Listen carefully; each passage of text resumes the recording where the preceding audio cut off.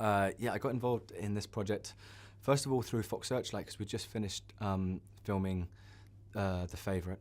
And they sent me this script and asked me to meet with Dome, and I sat and met with Dome, and was just really, I mean, I loved the script, but then seeing his take and understanding of the story and feeling his energy, and I was like, wow, this is the right person to bring this story to life. And it was just something that I thought could be a really wonderful take on and learning, you know, the story behind this great artist who's given us kind of this wonderful mythology.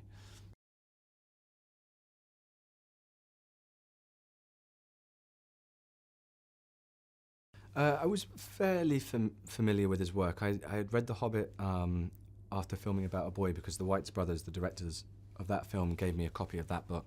And then I'd read a bit of The Lord of the Rings. I'd watched the films and was a big fan of those, and then played the card game after school. I'd stay behind after school and play the card game. So I like loved the world and understood that, but then really didn't know anything about the man behind those stories.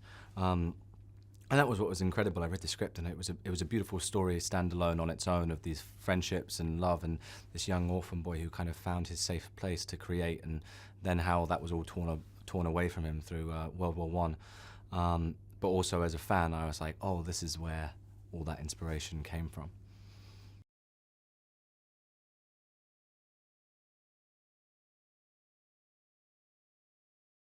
First of all, I was just in awe of everything that he experienced and what a fascinating life he had. Because that was something that I was like, oh wow, even if he hadn't created these things that have become such a part of the zeitgeist, it was one of those things where I was like, this is just a beautiful story, and the life he lived was remarkable. So then it was that, and then also his love of language was something that I didn't realize that's what stemmed all these worlds. You know, him wanting to create languages, and his mother kind of distilling that passion in him, but then learning and developing and realizing that you can't just create a language without people to speak it, and then a history for that language. So then suddenly from that he creates, you know, Middle-earth.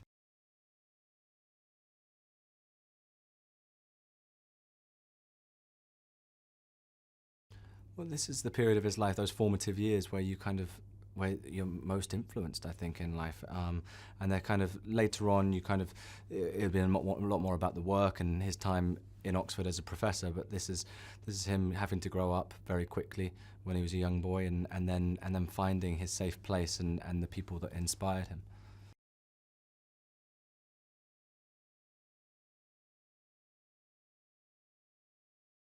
Edith, played by Lily Collins in the movie, is the love of his life. They inspired the Beren and Luthien tale, and you know, they meet in very similar circumstances. They're both orphans, kind of in care together, and instantly fall in love, and have this connection and understanding. And there's a real spark and fun and cheekiness to their relationship. But then, because of the circumstances, they can't always be together, but then do reunite, and it's just the kind of heartbeat of the film.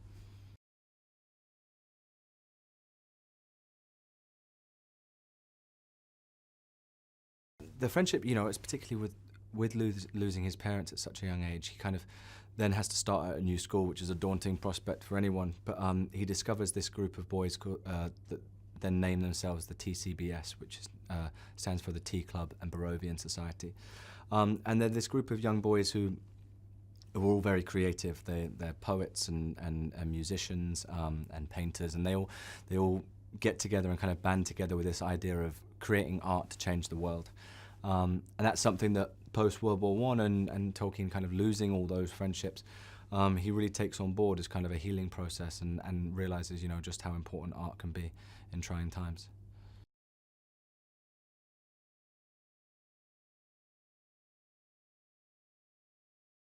Lily's wonderful to work with. She's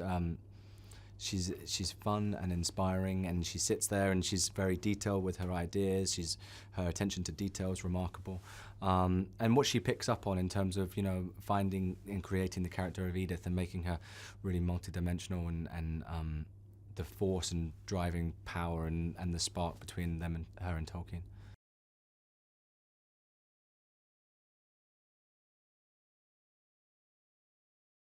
Dome is wonderful. Dome is, yeah, when I first sat with him, that's what kind of triggered me to be like, this is the right person with this script.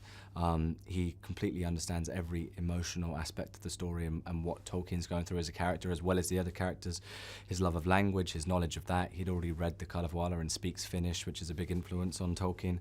And then also just creatively, he's someone that his vision in terms of creating World War I and how he wanted to shoot the film and the tone and how he wanted to make it feel was just something that I felt like was very original and creative.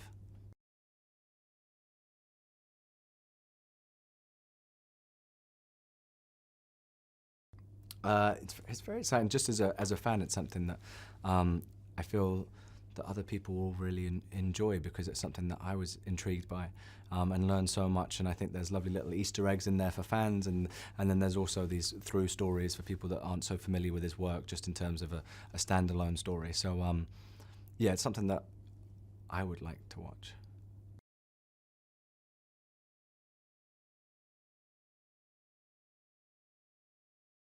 The film is about a young boy who loses his family and then has to kind of find a new one and finds a safe place to create. It's about love and fellowship and creativity and all those things combined. So then those are the kind of the key aspects to this movie.